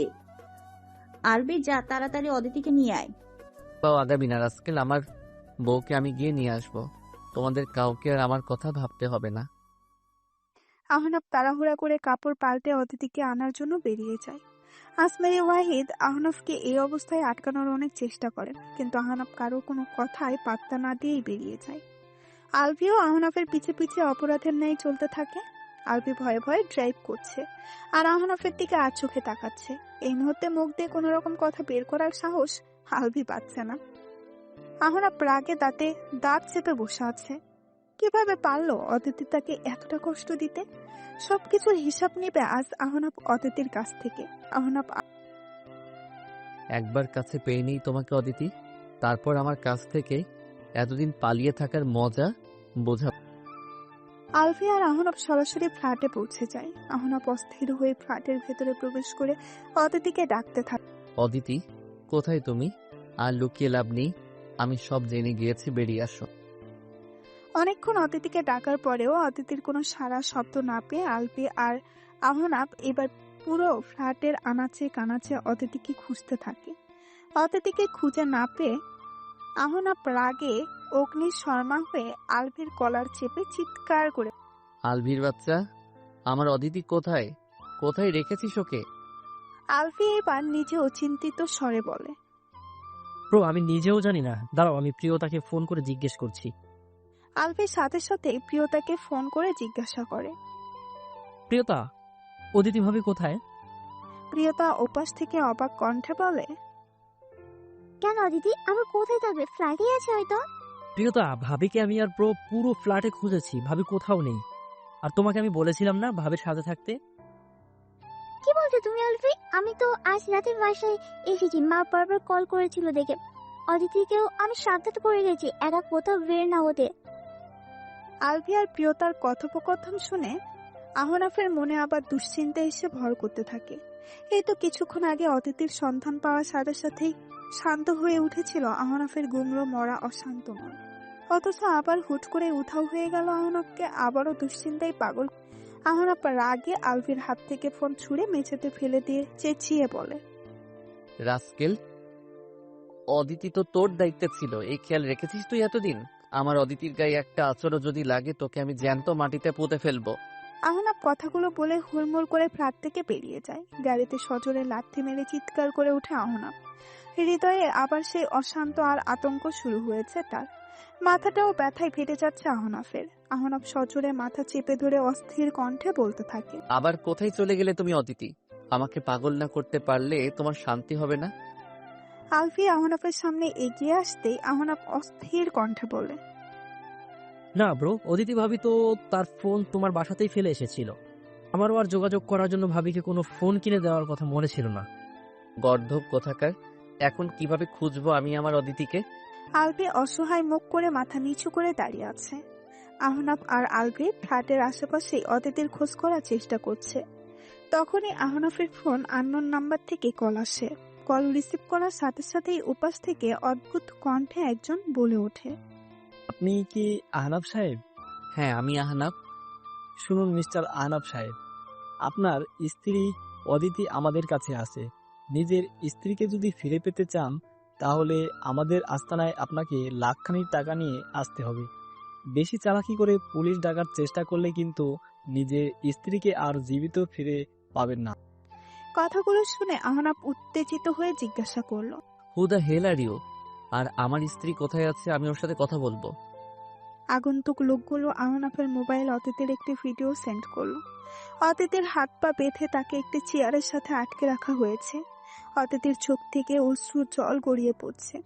ভিডিওর ফুটেজটি দেখার সাথে সাথে অস্থিরতায় কেঁপে ওঠে আহনাফের হৃদয়। আহনাফ সাথে সাথেই কিছুক্ষণ আগে আসা আননোন নাম্বারে কল করে আমার স্ত্রীর কোনো ক্ষতি করার চেষ্টা করবে না। তোমাদের যত টাকা লাগবে আমি দেব, কিন্তু আমার স্ত্রীর গায়ে যেন একটা আঁচড়ও না লাগে। ওপাশ থেকে লোকগুলো অদ্ভুত হাসি দিয়ে বলল। ঠিক আছে স্যার, কালকে সকালের মধ্যে টাকা নিয়ে আমাদের আস্তানায় চলে আসেন, আর বেশি চালাকি করার চেষ্টা করিয়েন না। লোকগুলো ফোন রেখে দেওয়ার সাথে সাথেই আহনাফ আলফির দিকে চেয়ে বলে। অদিতিকে কিডন্যাপ করা হয়েছে। আলফি অবাক কণ্ঠে বলল। কি বলছো তুমি ব্রো? এখন কি করবো আমরা? অদিতিকে নিয়ে আমি কোনো রিস্ক নিতে চাই না আলভি। তাহলে কি করবো ব্রো? লোকগুলো ফোন রেখে দেওয়ার সাথে সাথেই আহনাফ আলফির দিকে চেয়ে বলে। আলফি অবাক কণ্ঠে বলল। আহনাফ আলফির দিকে চেয়ে কুটিল হাসি দিল। অদিতি ভয়ে জড়সড় হয়ে বসে আছে অজানা কিছু লোকদের সামনে। ভয়ে আত্মার পানি শুকিয়ে গেছে অদিতির। কাল রাতে প্রিয়তা অদিতিকে ভালো মতো দরজা নক করে ফ্ল্যাটের ভেতরে থাকতে বলে নিজের মায়ের সাথে দেখা করতে চলে গিয়েছিল। এর কিছুক্ষণ পরে নিউজ চ্যানেলে আহনাফের কার অ্যাক্সিডেন্টের খবর পেয়ে অদিতি থমকে দাঁড়ায়। নিজেকে আর ধরে রাখতে না পেরে অদিতি কান্না করতে করতে তখনই হসপিটালে যাওয়ার উদ্দেশ্যে বেরিয়ে পড়ে। কিন্তু দুর্ভাগ্যবশত ওই সময় অদিতিকে চিনে ফেলে কিছু অগুন্তুকরা। দেশের টপ বিজনেসম্যান আহনাফ ওয়াহিদের স্ত্রীকে কিডন্যাপ করতে পারলে তারা অনেক টাকার মুক্তিপণ দাবি করতে পারবে। তাই তারা অদিতিকে বর্তমানে অদিতি ভয় আর আতঙ্কে জড়সড় হয়ে বসে আছে। আহনাফ ঠিক আছে কিনা সেটাও অদিতি জানে না ভালো মতো। চোখ দিয়ে অনবরত অশ্রু জল গড়িয়ে পড়ছে অদিতির। কিন্তু অদিতির এই দুশ্চিন্তা বেশিক্ষণ স্থায়ী হয় না। তার আগেই আহনাফ টাকার ব্যাগ হাতে নিয়ে কিডন্যাপারদের আস্তানায় প্রবেশ করে। আগন্তুক লোক দুটো অদ্ভুত। আরে দেশের শীর্ষ বিজনেসম্যান আমাদের এক ডাকেই দেখছি চলে এসেছে। আমার স্ত্রী কোথায়? আছে, ওই টিনের ঘরটাতেই আছে, কিন্তু আগে টাকার ব্যাগ আমাদের হাতে দিন। আহনাফ টাকার ব্যাগ হাতে দিতেই কিডন্যাপারগুলো কথা ঘুরিয়ে ফেলে। অদিতির কাছে যেতে না দিয়ে আহনাফকে উল্টো মারার জন্য প্রস্তুত হয়। আহনাফ ডেভিল হাসি দিয়ে বলে, আহনাফ ওয়াহিদকে এত কাঁচা খেলোয়াড় ভেবেছো তোমরা? কিডন্যাপারগুলো অদ্ভুত হেসে ছুরি দিয়ে যেই না আহনাফকে আঘাত করতে যাবে তার আগে আলভি পুলিশ নিয়ে এসে সেখানে হাজির হয়। পুলিশকে দেখে ভয়ে পালানোর চেষ্টা করতে থাকে কিডন্যাপাররা। আলভিকে এদিকটা সামলানোর ইশারা করে আহনাফ দৌড় দিয়ে টিনের ঘরের তালা ভেঙে পরিত্যক্ত ঘরটিতে ঢুকে অদিতি ভয়ে চোখ মুখ বন্ধ করে রেখেছিল। এতদিন পর অদিতিকে স্বচক্ষে দেখতে পেয়ে জানে জান ফিরে আসে আহনাফের। আহনাফ অস্ফুট স্বরে অদিতি, আহনাফের কণ্ঠস্বর শোনার সাথে সাথে অদিতি চোখ তুলে তাকায়। অদিতির চোখে মুখে খুশির ঝিলিক ফুটে ওঠে। আহনাফ এক প্রকার ছুটে আসে অদিতির পানে। অদিতির হাতের বাঁধন খুলে দিতেই অদিতি কান্না করতে করতে আহনাফের বুকে ঝাপটে পড়ে। তোমার কিচ্ছু হবে না জান বাচ্চা আমার। এই তো আমি এসে পড়েছি তোমার কাছে, এখন আর কোনো ভয় নেই। অদিতিকে আষ্টে পিষ্টে জড়িয়ে ধরে স্বস্তির নিঃশ্বাস ফেলে আহনাফ। কপালে গাঢ় চুমু এঁকে দিতে থাকে। খুশিতে কেমন যেন পাগল পাগল লাগছে আহনাফের। অন্যদিকে আলফিকে ধন্যবাদ জানিয়ে কিডন্যাপারগুলোকে পুলিশ ধরে নিয়ে যায়। আহনাফ অদিতিকে নিয়ে পরিত্যক্ত ঘর থেকে বেরিয়ে আসে। আলফি অদিতির দিকে এগিয়ে এসে অস্থির কণ্ঠে বলে, ভাবি তুমি ঠিক আছো তো? আর তোমাকে ওরা কিভাবে তুলে নিয়ে গেল? টিভিতে ওনার অ্যাক্সিডেন্টের খবর শুনে আমি ভয় পেয়ে গেছিলাম। হসপিটালে যাওয়ার পথে ওই লোকগুলো কিভাবে যেন আমাকে চিনে ফেলে, তারপর জোর করে তুলে নিয়ে আসলো এখানে। আহনাফ গম্ভীর গলায় বলল, তোমাকে এখন সবাই চিনবে অদিতি। প্রেস কনফারেন্সে আমি তোমার ছবি দেখিয়ে আমাদের বিয়ের কথা স্বীকার করেছি। অদিতি কিছু না বলে আহনাফের দিকে পিটপিট করে চেয়ে রইল। আলভি ভয় শুষ্ক ঢোক গিলে গাড়িতে বসে পড়ল। আহনাফ অদিতির কোমর জড়িয়ে তাকে নিজের কাছে নিয়ে এসে গম্ভীর গলায় বলল, কিভাবে পারলে তুমি আমাকে এতটা কষ্ট দিতে? তোমাকে এর জন্য শাস্তি পেতে হবে বউ পাখি। আপাতত বাসায় চলো। আহনাফ অদিতির হাত ধরে তাকে গাড়িতে বসিয়ে বাসায় ফিরে যাওয়ার উদ্দেশ্যে রওনা দিল। অদিতির চোখ মুখ কাছুমাছু করে দাঁড়িয়ে আছে আহনাফের সামনে। আহনাফ নিজের মুখশ্রীতে ইচ্ছে করেই কৃত্রিম রাগ আর গম্ভীরতা বজায় রেখেছে। ড্রয়ার থেকে একটি চিরকুট বের করে অদিতির হাতে ধরিয়ে দিয়ে আহনাফ রাগান্বিত স্বরে বলল, আমার সাথে করা এই ছলনার ব্যাখ্যা দাও। অদিতি ঋণ ঋণে আওয়াজে বলল, আমি এই চিরকুট লিখিনি, এসব কিছু আলভি ভাইয়ার কাজ। ওই রাস্কেলের নামও মুখে আনবে না। কত বড় সাহস ওই আলভির বাচ্চার! আমার বউকে আমারই কাছ থেকে দূরে সরিয়ে রেখেছে এতদিন। আর তুমিও আলভির এসব ফালতু কাজে সামিল হয়েছ। তুমি কি জানো আমার এই কয়েকদিন কত যন্ত্রণা হয়েছিল? আমি মরে গেলেই ভালো হতো, তাই না? এসব কথা বলবেন না প্লিজ, আমার ভীষণ কষ্ট হয়। তাহলে ভাবো আমার কি অবস্থা হয়েছিল এতদিন। পাগলের মতো তোমাকে খুঁজে বেরিয়েছি আমি। এত অভিমান ছিল তোমার আমার উপর। আমি কি এতটাই খারাপ বউ পাখি? তুমি কিভাবে আমাকে ছাড়া এতদিন থাকতে পারলে? আমার কথা একবারের জন্যও কি মনে পড়েনি? অদিতির সাথে সাথেই আহনাফের মুখ চেপে ধরল। অসহায় কণ্ঠে বলল, দোষ কি শুধু আমার? আপনার কোনো দোষ নেই? আমি চলে গেলে আপনি কোনোদিন নিজের জড়তা কাটিয়ে উঠতে পারতেন? আমি চলে না গেলে আপনি কোনোদিন নিজের জড়তা কাটিয়ে উঠতে পারতেন? আমাকে স্ত্রী হিসেবে স্বীকার করতে পারতেন সবার সামনে? আমাকে বললেও তো তুমি বিশ্বাস করবে না দিদি। অদিতির চোখ টলমল করে আহনাফের দিকে চেয়ে অভিমানী কণ্ঠে বলল, এই যে দেখো, তোমার অভিমান ভাঙানোর জন্য আমি সেই দিন তোমার পছন্দের শাড়ি, লাল রঙের কাচের চুড়ি আর লাল গোলাপ নিয়ে এসেছিলাম। আমি তোমাকে আমার স্ত্রী হিসেবে স্বীকার করে নিতাম অদিতি, অনেক আগেই। কিন্তু তুমি কি করলে? আমাকে রেখে চলে গেলে। হৃদয়হীন মানব। হৃদয়হীন হলে আপনি কি? আমি তোমার প্রেমিক পুরুষ। আহনাফের কথা শুনে লজ্জায় রক্তিম আপা ফুটে উঠল অদিতির মুখশ্রীতে। অদিতি আহনাফের সামনে থেকে সরে যেতে নিলেই আহনাফ অদিতির হাত টেনে নিজের কাছে নিয়ে আসে। মহাযুক্ত কণ্ঠে অদিতির কানে ফিসফিস করে বলল, কোথায় যাচ্ছ বউ পাখি? অদিতি কেঁপে উঠে আমতা আমতা করে বলে, গেস্ট রুমে চলে যাচ্ছি। আহনাফ অদিতিকে টেনে নিজের বুকের মধ্যে আগলে নেয়। আদুরে গলায় বলে, কোথাও যেতে দিব না আমি আমার অদিতিকে। তুমি আমার রুমে, আমার বিছানায়, আমার বুকে থাকবে, বুঝলে? অদিতি মুখ ফুলিয়ে বলে, না, থাকবো না। আপনি বকা দেন আমাকে। আপনার কোনো জিনিসপত্রে হাত দিতে নিষেধ করেন, আলমারিতে আমাকে কাপড় রাখতে নিষেধ করেন। আর কখনো বকা দিব না আমার বউ পাখিকে। আমার সবকিছু তো তোমারই জান। তুমি আমার পুরো আলমারি নিয়ে নাও, এই রুমের প্রতিটি জিনিসপত্রে শুধু তোমার আমার স্ত্রী অদিতির অধিকার। অধিকার দিলেন তাহলে? অনেক আগেই দিয়েছি, তুমি আসনি আমার কাছে, রাগ করে দূরে দূরে থেকেছো। আপনি হৃদয়ে জায়গা দিতে পেরেছেন আমায়? অদিতিকে আরো কাছে টেনে নিজের সাথে জড়িয়ে ধরে আহনাফ আদুরে কণ্ঠে বলল, হৃদয়ে জায়গা না দিতে পারলে তোমার জন্য আমার এই বেহাল দশা হতো না। পাগলের মতো তোমাকে খুঁজে বেড়াতাম না। তুমি কি এখনো বুঝো না অদিতি, নাকি বুঝো না বুঝার ভান করে? অদিতি আহনাফের গলার সাথে গাল মিলিয়ে আহনাফের বুকের সাথে লেপ্টে থাকে। আহনাফ পরম আবেশে চোখ বুজে ফেলে। আমি তোমাকে ভালোবাসি অদিতি, ভীষণ ভালোবাসি বউ পাখি আমার। অদিতি আহনাফের কাছ থেকে নিজেকে ছাড়িয়ে নিয়ে স্লান কণ্ঠে বলল, আমি কিন্তু এখনো আগের মতোই আছি আহনাফ সাহেব। এখন আমার কমিউনিকেশন স্কিল ভালো হয়নি। কেউ কোনো প্রশ্ন জিজ্ঞেস করলে এখন আমি নার্ভাস হয়ে যাই, সঠিকভাবে উত্তর দিতে পারি না।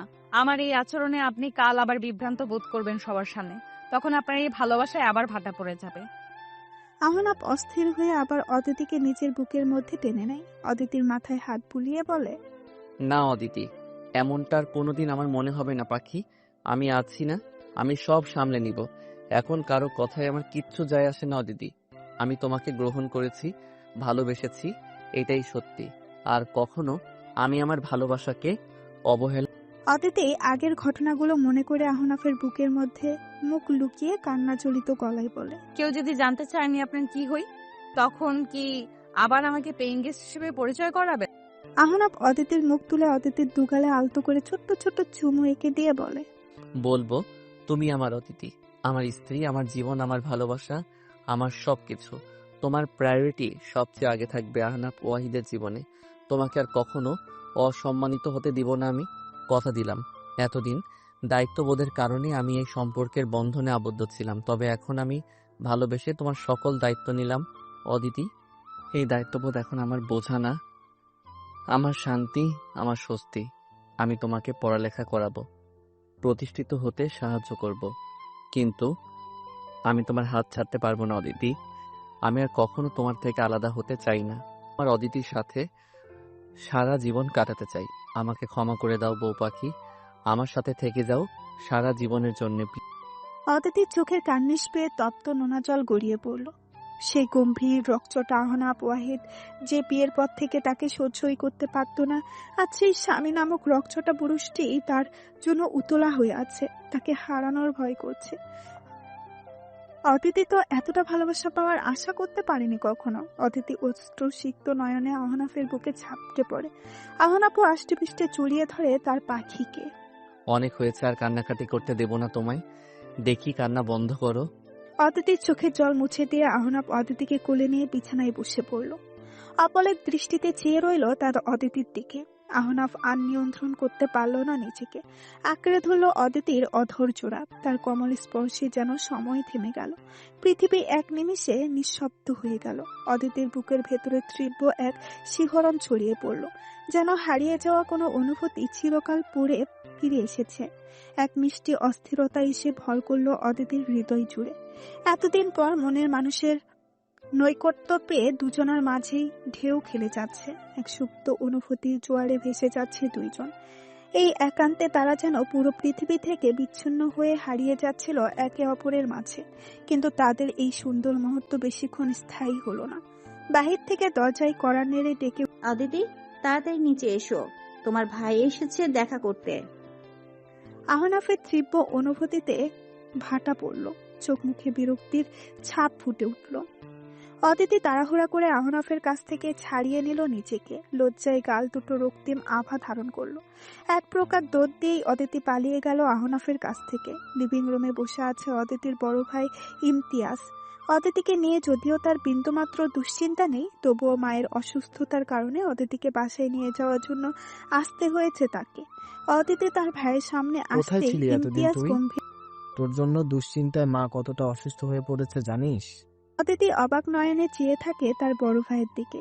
একটা বারও তার ভাই জিজ্ঞেস করলো না সে কেমন আছে, কেন চলে গিয়েছে। ইমতিয়াজ আরো ধমক দিত অদিতিকে, কিন্তু আহনাফ সামনে এসে পড়ায় আর কিছুই বলতে পারল না। আহনাফের দিকে চেয়ে ইমতিয়াজ গম্ভীর, ইদিতিকে বাসায় নিয়ে যাচ্ছি আমি কিছুদিনের জন্য, মায়ের শরীর বেশি ভালো না। ইদিতিকে দেখতে যাচ্ছেন বারবার। এই কথা শোনার সাথে সাথে মন খারাপ হয়ে গেল আহনাফের। মাত্রই তো ফিরে পেল সে তার বউ পাখিকে, এখন নাকি তার বউ পাখি চলে যাবে তার বাবার বাড়িতে, আবার বিরহের অনলে পুততে হবে তাকে। অদিতি আহনাফের দিকে এক পলক চেয়ে তাড়াতাড়ি চলে গেল ব্যাগপত্র গুছানোর জন্য। আহনাফ ও অদিতির পিছে পিছে রুমে এসে জড়িয়ে ধরল অদিতিকে। তুমি কোথাও যাবে না জান পাখি, অনেক অপেক্ষা করার পর তোমাকে কাছে পেয়েছি আমি। তোমাকে ছাড়া এখন আর থাকতে পারবো না আমি। অদিতি শান্ত কণ্ঠে বলল, মা তো আমারই দুশ্চিন্তায় অসুস্থ হয়ে পড়েছেন। কয়েকদিনের তো ব্যাপার, মা সুস্থ হলে আমি আবার আপনার কাছে চলে আসব। তাহলে আমিও যাব তোমার সাথে। তারপর বাসায় যেতেই অদিতিকে সচক্ষে দেখার সাথে সাথেই কান্না জুড়ে দিল অদিতির মা আমিনা বেগম। কোথায় চলে গিয়েছিলি তুই মা? এভাবে কেউ পাগলামি করে? আমরা সবাই তোকে নিয়ে কতটা দুশ্চিন্তায় ছিলাম, সেই খেয়াল আছে তোর? তুই যদি আরিফের সাথে আর থাকতে না চাস, থাকতে হবে না তোকে মা, তবু নিজের কোনো ক্ষতি। আমিনা বেগমের কথা শুনে মাথায় বাজ পড়ল আহনাফের। আহনাফ অস্থির কণ্ঠে বলল, আন্টি আপনি এসব কি বলছেন? অদিতি আমার সাথেই থাকবে। অদিতি মিটিমিটি হাসি দিয়ে আহনাফের দিকে চেয়ে আছে। আহনাফের এরকম অবস্থা দেখে বেশ ভালোই লাগছে তার। এখন বুঝুক কেমন লাগ। আমিনা বেগম মলিন স্বরে বললেন, অদিতি মা, তুই যেটা চাস সেটাই হবে, আর মনের বিরুদ্ধে তোকে কোনো সিদ্ধান্ত নিতে হবে না। আহনাফ হতভম্ব হয়ে চেয়ে থাকে আমিনা বেগমের দিকে, মনে মনে বলে, অদিতির মা দেখছি উঠে পড়ে লেগেছেন আমার অদিতিকে আমার থেকে আলাদা করার জন্য। অদিতি দুষ্টু হাসি দিয়ে আহনাফের দিকে চেয়ে থাকে। অদিতির এই হাসি দেখে রাগে গা জ্বলে ওঠে আহনাফের। চুপচাপ এক কোনায় দাঁড়িয়ে রাগে কটমট করতে থাকে আহনাফ। অদিতি শান্ত কণ্ঠে, না মা, আমি ওনার সাথেই থাকতে চাই। আপনাদের মধ্যে বিদ্যমান মনোমালিন্য দূর হয়ে গিয়েছে। অদিতির কথা শোনার সাথে সাথে আহনাফের সমস্ত রাগ উধাও হয়ে যায়। ঠোঁটের কোণে মৃদু হাসির রেখা ফুটে ওঠে। বিভোর দৃষ্টিতে চেয়ে থাকে আহনাফ অদিতির দিকে। অদিতি তার মায়ের দেখাশোনার জন্য তার কাছে থেকেই যায় কিছুদিন। অদিতিতে বাসায় রুমের স্বল্পতার কারণে আহনাফকে বাধ্য হয়ে অদিতিকে একা রেখেই চলে যেতে হয়। মন খারাপ করে বাসায় ফিরে আসে আহনাফ। শূন্যতায় হাই হুতাশ করতে থাকে সে। এরই মধ্যে প্রায় ৩-৪ বার কল করেছে আহনাফ অদিতিকে। আহনাফ আনমনেই ভাব, কিভাবে একটা বছরের বেশি সময় আমি তোমাকে নিজের থেকে আলাদা করে রাখতে পারলাম অদিতি? তুমি আমার বাসায় ছিলে, আমার কাছে ছিলে, অথচ তোমাকে আপন করে না কিভাবে দূরে সরিয়ে রাখতে পারলাম? অথচ দেখো এখন আমি নিজেই বিরহের অনলে পুড়ে ছারখার হয়ে যাচ্ছি। তোমাকে আপন করে পাবার নেশা শরীরের নিউরনে নিউরনে ছড়িয়ে পড়ছে বউ পাখি, তাড়াতাড়ি ফিরে আসো। আমিনা বেগমের পাশে বসে আছে অদিতি। বারবার আহনাফের চিন্তা মস্তিষ্কে উকি দিচ্ছে অদিতির। নিজের গলায় পরা লকেটটা হাতে নিয়ে দেখতে থাকে অদিতি। বিয়ের পর আহনাফের কাছ থেকে পাওয়া প্রথম উপহার হচ্ছে এই লকেটটি। অদিতি মিষ্টি হাসি দিয়ে লকেটটির দিকে চেয়ে থাকে। যখন জিদ করে লকেটটি আহনাফের সামনে ধরে না, দেখলেও আহনাফ দৃষ্টির আড়াল হলে সারা দিন আহনাফের এনে দেওয়া এই লকেটটি পরে ঘুরে বেরিয়েছে অদিতি। আহনাফ অফিস থেকে বাসায় ফিরলে আবার লকেটটি খুলে ডয়ারে রেখে দিয়েছে। এভাবে মান অভিমান করতে করতে কতদিন পার হয়ে গেছে দেখতে দেখতে। ভাবতেই কেমন। আহনাফ মন খারাপ করে প্রতিদিন অফিসে যায়, আবার মন খারাপ করে বাসায় ফিরে আসে। অদিতিকে ছাড়া শূন্যতায় খা খা করে হৃদয়। আহনাফ অবাক হয়ে ভাবে, যেই অদিতিকে নিয়ে এক সময় তার কোনো মাথা ব্যথাই ছিল না, আজ সেই অদিতির জন্য অস্থিরতায় তার পুরো দুনিয়ায় উলটপালট হয়ে যাচ্ছে। অদিতির সাথে প্রায় প্রতিদিনই কথা হয় আহনাফের। মাঝে মাঝে গাড়ি নিয়ে বেরিয়ে পড়ে আহনাফ অদিতির সাথে দেখা করার জন্য। আজ প্রায় 1 মাস ধরে অদিতি তার বাবার বাড়িতেই আছে। অদিতির ভাবি জুই অন্তঃসত্ত্বা হওয়ার কারণে বাসার প্রায় সব কাজই অদিতিকেই করতে হচ্ছে। আহনাফ অবশ্য অদিতির মায়ের দেখাশোনার জন্য নার্স রাখতে চেয়েছিল, কিন্তু অদিতি রাজি হয়নি। অদিতির সেবা যত্নে আমিনা বেগম এখন প্রায় অনেকটাই সুস্থ। আমিনা বেগমের জোড়াজুড়িতে অদিতি আজ শ্বশুর বাড়িতে ফিরে যাচ্ছে। অদিতির সাথে আহনাফের আজও ফোনে কথা হয়েছে, কিন্তু অদিতি ইচ্ছে করে তার বাসায় ফিরে আসার কথা বলেনি। আহনাফকে অদিতি আজ সারপ্রাইজ দিবে। আজ প্রায় অনেক রাত করেই বাড়ি ফিরেছে আহনাফ। বাসায় ফিরলেই মনটা অদিতি অদিতি করে। অদিতিকে ছাড়া থাকতে দম বন্ধ হয়ে আসে। তাই মনকে অন্যদিকে বিমুখ করার জন্য অফিসের কাজে যথাসম্ভব নিজেকে ব্যস্ত রাখার চেষ্টা করে আহনাফ। তবুও একটা সুপ্ত অনুভূতির কারণে বুকে চিনচিন করে ব্যথা হয়। বাসায় ফিরলেই অদিতিকে কল করবে সে, সারা রাত কথা বলে কাটিয়ে দিবে। এটাই এখন রুটিন হয়েছে আহনাফ আর অদিতির। আহনাফ বাসায় এসে সরাসরি রুমে চলে যায়। অন্ধকারাচ্ছন্ন রুমে লাইট অন করারও প্রয়োজন বোধ করে না সে। ডিভানে গা এলিয়ে দিয়ে চোখ বন্ধ করে বসে পড়ে আহনাফ। তখনই অদিতি এসে লাইট অন করে দেয়, সাথে সাথে আলোকিত হয়ে ওঠে চারপাশ। অদিতি আহনাফের দিকে মিষ্টি হাসি দিয়ে তাকিয়ে আছে। অদিতিকে দেখে এক মুহূর্তের জন্য থমকে যায় আহনাফ। বিভোর দৃষ্টিতে চেয়ে থাকে অদিতির দিকে। অদিতি আজ খুব সুন্দর করে সেজেছে। আহনাফের এনে দেওয়া লাল রঙের শাড়ি পরেছে, শাড়ির সাথে ম্যাচিং করে 2 হাত ভর্তি কাচের লাল চুড়ি পরেছে। লম্বা রেশমি চুলগুলো খুলে রেখেছে, যা তার কোমল কাঁধ নেমে এসে বাতাসে ভেসে ভেসে অনন্য এক আভা সৃষ্টি করেছে। হালকা মেকআপ ও অপরূপ সুন্দর লাগছে তার অদিতিকে। আহনাফ মুগ্ধ দৃষ্টিতে তাকিয়ে আছে অদিতির দিকে। এক ঘোরের মধ্যে চলে কি দেখছেন এভাবে? আমার অদিতিকে। অদিতি দুষ্টু হাসি দিয়ে এগিয়ে এসে আহনাফের চোখের সামনে তুড়ি বাজাতেই সংবিক ফিরে আহনাফের। আহনাফ অবাক কণ্ঠে বলে, 1 মিনিট, কখন এলে তুমি? আজ সকালেই এসেছি। আহনাফ ডিভান ছেড়ে উঠে দাঁড়িয়ে অস্থির হয়ে জড়িয়ে ধরে অদিতিকে, কপালে গাঢ় চুমু এঁকে দিয়ে বল, আমাকে বলনি কেন? আপনাকে সারপ্রাইজ দিলাম। আহনাফ শক্ত করে জড়িয়ে ধরে অদিতিকে আর বলে, আই মিসড ইউ বউ পাখি। তুমি বললে আমি সকালে গিয়ে তোমাকে নিজের সাথে নিয়ে আসতাম আর তাড়াতাড়ি বাসায় ফিরে আসতাম। করো এরকম আমার সাথে, আমাকে জ্বালাতে খুব ভালো লাগে তোমার, তাই না? অদিতি দুষ্টু হাসি দিয়ে আহনাফের গলা জড়িয়ে ধরে। আহনাফ মিষ্টি হাসি দিয়ে অদিতিকে নিজের কোলে তুলে নেয়। রুমের দিকে তাকাতেই আরেক দফা বিস্মিত হয় আহনাফ। আহনাফের রুমটা আজ খুব সুন্দর করে ফুল আর লাইট দিয়ে ডেকোরেশন করেছে অদিতি। আহনাফ মৃদু হেসে অদিতির দিকে চেয়ে, তো সারাদিন এগুলো করেছো তাই না? হ্যাঁ, কেমন লেগেছে আপনার? খুব খুব ভালো। আজ মনে হচ্ছে আমার জীবনে আবার শান্তি ফিরে এসেছে। আহনাফ খুশিতে আত্মহারা হয়ে অদিতিকে কোলে নিয়ে ঘুরতে থাকে। অদিতি খিলখিল করে হেসে ওঠে। আহনাফ গভীর দৃষ্টিতে চেয়ে থাকে অদিতির দিকে। আর কখনো হারিয়ে যেও না অদিতি, তোমাকে ছাড়া দম বন্ধ হয়ে আসে, হৃদস্পন্দন থমকে দাঁড়ায়। আমি তোমাকে আর কোনোদিন অবহেলা করব না বউ পাখি। ভালোবাসি অদিতি, ভীষণ ভালোবাসি। অদিতি ও মিষ্টি হাসি দিয়ে বলল, আমিও ভালোবাসি, ভীষণ ভালোবাসি আপনাকে। আহনাফ গম্ভীর দৃষ্টিতে চেয়ে আছে অদিতিকে, নিজের প্রশস্ত বাহুডোরে আগলে নিল। আজ আহনাফ ও অদিতি সম্পূর্ণরূপে খুঁজে পেয়েছে একে অপরকে। সকল জড়তা, অস্বস্তি, মান অভিমান ভুলে গুরুত্ব দিয়েছে নিজেদের হৃদয়ের অনুভূতিকে। সকল মান অভিমান ভুলে আজ এক হয়ে যাবে আহনাফ আর অদিতি। ভালোবাসার রঙে রাঙিয়ে তুলবে একে অপরকে, যেখানে থাকবে না কোনো অপমান বা অবহেলা। এক নতুন জীবনের পথ চলা শুরু করবে তারা। গল্পটি আজ এখানেই শেষ করে দিলাম। আর বন্ধুরা, এই গল্পটি সবার কাছে কেমন লাগছে অবশ্যই কমেন্ট করে জানাবে। আল্লাহ হাফেজ।